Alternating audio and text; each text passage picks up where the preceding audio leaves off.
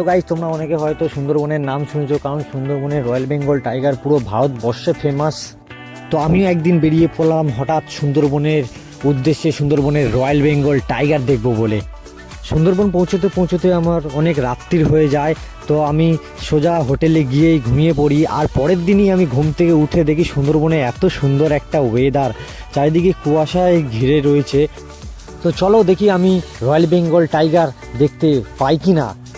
তো নদী ধরে আমি যাচ্ছিলাম, যেতে যেতে হঠাৎ ডান দিকে দেখলাম একটা কুমির শুয়ে আছে। তো কুমিরটা কাছে যেই আমরা যেতে থাকলাম, কুমিরটা আমাদের দেখে ভয়ে আবার জলের ভেতরে চলে গেল।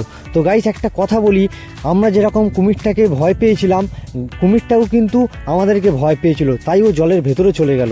তারপর এসে পৌঁছলাম আমরা সুন্দরবনের ঠিক এই জায়গাটায়। এখান থেকে কিছু পারমিশন নিতে হয় গভীর জঙ্গলে যাওয়ার জন্যে। তো আমরা পারমিশন করিয়ে নিলাম, নিয়ে আমরা চলে গেলাম গভীর জঙ্গলে।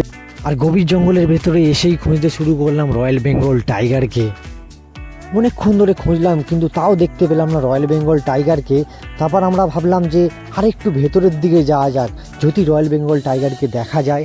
তো সেই আশা নিয়ে চলে আসলাম আরও গভীর জঙ্গলে, কিন্তু গভীর জঙ্গলে এসেও চারিদিকে খুঁজে দেখতে পেলাম না আমরা একটাও রয়্যাল বেঙ্গল টাইগারকে। তো আমরা মন খারাপ করে আবার রওনা দিলাম বাড়ি ফেরার উদ্দেশ্যে। তো বাড়ি ফেরার পথে দেখছিলাম খুব সুন্দর নদীর সামনে সানরাইজ হচ্ছে, ভালো একটা ভিডিও শ্যুট করে রাখি তোমাদেরকে দেখানোর জন্যে।